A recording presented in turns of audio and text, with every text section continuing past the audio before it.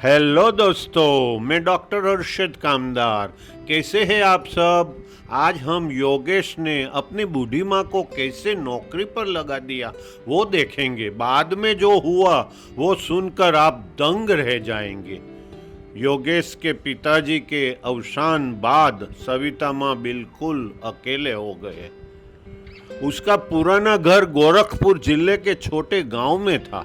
उसका एक ही बेटा योगेश 2 साल पहले ही ग्रेजुएट होकर अमेरिका पहुंच गया था। गांव में बुजुर्गों ने योगेश को समझाया कि बुढ़ी माँ को तेरे पास अमेरिका बुला ले, यहाँ बीमारी में कौन उसकी देखभाल करेगा।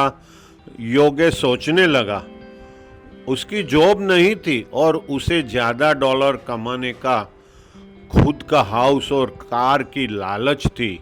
ये बूढ़ी माँ का ज्यादा खर्चा कैसे निकालेंगे? गांव के बुजुर्ग और उसके बड़ों की समझावट से आगे वो कुछ ना बोल पाया। सविता माँ अमेरिका जाने मिलेगा ये सोच के खुश हो गई। अब बेटे के साथ रहने को मिलेगा और वहाँ की कोई लड़की के साथ योगेश की शादी करेंगे, ये सोच के वे खुश हो गई। पहला हफ्ता योगेश ने माँ को घर में ही संभाल के रखा। बाद में उसने बूढ़ी माँ का काम पर लगाने का सोच लिया। उसने माँ को समझाया, माँ यहाँ अकेले बैठकर तुम क्या करेगी? उसके बदले मैं तुझे काम पर लगा देता हूँ, साथ में कलाक के $14 भी आएंगे। ये सोच के वह मन में खुश था। पर बेटा, ये उम्र में मुझे सुनाई भी कम देता है और आंख में बिंदी की वजह से दिखाई भी कम देता है और मुझे इंग्लिश बोलना भी नहीं आता। माँ ने लड़खड़ाते हुए जवाब दिया, माँ मैं तुझे मेरे दोस्त के वहाँ नौकरी दिलाऊंगा। वहाँ तुझे बोलना नहीं, सिर्फ सेठ बोले वो माल साफ करके बाहर वार्डरोब में सजाना है। योगेश ने कड़क शब्दों में माँ को बोला। वह बूढ़ी माँ की उम्र भी भूल रहा था। बूढ़ी माँ ने रोती सूरत में हाँ बोला। योगेश अपने दोस्त की दुकान पर ले गया। सेठ ने माँ की उम्र देख के घर पर ही आराम कराने की सलाह दी, लेकिन योगेश ना माना। उसने माँ को नौकरी पर लगा ही दिया। रोजाना 8 कलाक की ड्यूटी दे दिया। साड़ी के बदले पैंट शर्ट का ड्रेस कोड भी बिल्कुल नया था। बूढ़ी माँ के लिए ये सब मुश्किल था। सुबह 10 से 6 बजे की सर्विस लगा दी। सुबह जल्दी उठ के टिफिन बनाना, तैयार होके सर्विस ज्वाइन करने की, ये सब माझी को मुश्किल होने लगा। लेकिन योगेश के मन में बूढ़ी माँ के कमाए हुए डॉलर ही दिखते थे। इससे क्या होवे, बेचारे सविता माँ बूढ़े होकर भी गोडाउन में से माल लाके साफ करके बाहर वार्डरोब पर सजाने लगे। दिन में मिलते हुए डॉलर योगेश सीधे सेठ के पास से खुद ही ले लेता था। ज्यादा आमदनी की वजह से योगेश खुश था।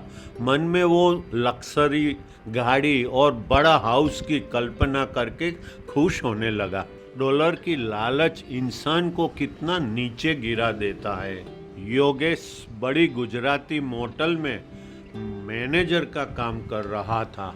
उसके सेठ की खूबसूरत बेटी रीटा को पाने के लिए वो इसके पीछे घूम रहा था। कोई न कोई बहाने वह रीटा की चापलूसी किया ही करता था। रीटा को भी अब उसकी चापलूसी और खुशामद पसंद आने लगी थी। वो भी धीरे धीरे योगेश की तरफ खींचने लगी थी। अगर सेठ के दामाद हो जाए तो बहुत मजा आ जाएगा, ऐसा सोच के योगेश ने उसकी चापलूसी बढ़ा दी। शनिवार की शाम को दोनों बाहर घूम के घर वापिस आ रहे थे, तब रीटा को घर के लिए घर की ग्रोसरी खरीदने का विचार आया। डियर, यहाँ ग्रोसरी स्टोर के पास 5 मिनट गाड़ी रोकना, मुझे थोड़ी ग्रोसरी लेनी है। योगेश को बूढ़ी माँ की याद आते ही वो बोला, नहीं नहीं, अभी मैं जल्दी में हूँ, बाद में लेना। लेकिन रीटा मक्कम थी। वो बोली, मुझे तो आज रात को ही ये ग्रोसरी का काम है, गाड़ी रोक। अब योगेश के लिए कोई चारा ही नहीं था। शाम के समय में सविता माँ ग्रोसरी स्टोर में झाड़ू पोछा लगा के वैक्यूम कर रही थी। सेठ बाहर गए थे। रीटा ने ऑर्डर किया, ए बुड्ढी, मुझे अच्छी क्वालिटी के इंडियन टी और बेसन दिखाओ। उसने गुजराती बुड्ढी को देख के गुजराती में ही ऑर्डर किया। योगेश ने जैसे माँ को देखा ही नहीं ऐसा करके मुंह फेर लिया। सविता माँ समझ गए कि खुद की गर्लफ्रेंड साथ में होते ही बेटा अपना मुंह छुपा रहा है। लालची योगेश को ऐसी बूढ़ी नौकरी करने वाली माँ की अपनी पैसे वाली गर्लफ्रेंड के साथ पहचान कराने में भी शर्म आती थी। रीटा को याद आते ही बोली, माँ जी, मुझे इंडियन चिली और टर्मरिक का पैकेट भी दो। सविता माँ को अंग्रेजी कहाँ आता था। उसने पूछा, क्या दूं? रीटा गुस्से हो गई और बिगड़ी। बुड्ढी, तुझे चिली और टर्मरिक का गुजराती भी नहीं आता तो तू नौकरी क्यों कर रही है?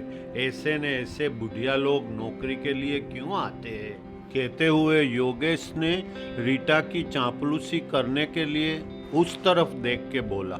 सविता माँ सोचने पड़ गई, ये मेरा ही बेटा हो के मुझे ही बुरा भला कह रहा है। उसने तो मुझे जबरदस्ती नौकरी पे रखा है, पर क्या करे। चिली का पैकेट लाते लड़खड़ाते हाथों से पैकेट गिरा रीटा के कीमती ड्रेस ऊपर।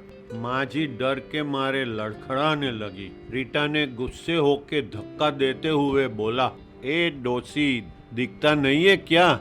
और माँ गिर के स्टूल के कोने से टकराई और माँ जी के सिर से खून बहने लगा और गिरे जमीन पर। पहले तो ये देख के योगेश उलझन में पड़ गया, फिर उसके अंतरात्मा ने लपड़ाक मारी, अरे तेरी बूढ़ी माँ का ऐसा अपमान हो और तू देखता ही रह जाए।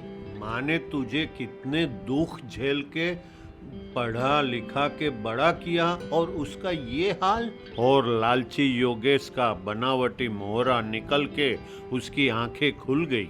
वो दौड़ा, माँ जी को बिठाकर उसके लहू वाले घाव को अच्छे कपड़े से साफ करके गुस्से होकर बोला, रीटा, तुझे सीनियर सिटीजन के साथ कैसे पेश आना वो भी नहीं आता? ये मेरी माँ है। और उसने अपने हाथों से अपनी माँ को खड़ा किया। सविता माँ की आंखों में से आंसू बहने लगे। ऐसी नौकरानी तेरी माँ? पहले से कहना चाहिए ने, कह के रीटा गुस्से होकर चली गई। योगेश को अब उसके गुस्से का डर नहीं था। ज्यादा से ज्यादा लव में ब्रेकअप होएगा और क्या होगा।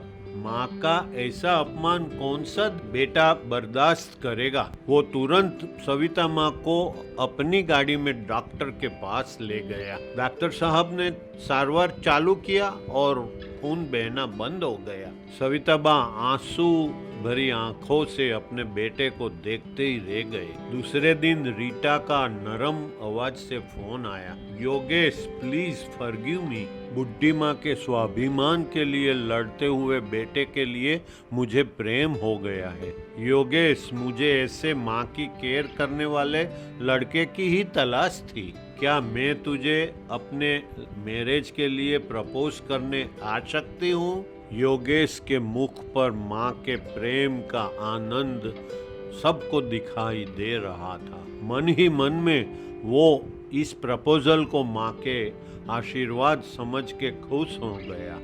दोस्तों, ये कहानी में आपने देखा कि बेटे की लालच माँ को कैसा मजूरी का काम करने के लिए मजबूर करता है, लेकिन अंत में लालच के ऊपर अंतरात्मा का ही विजय होता है।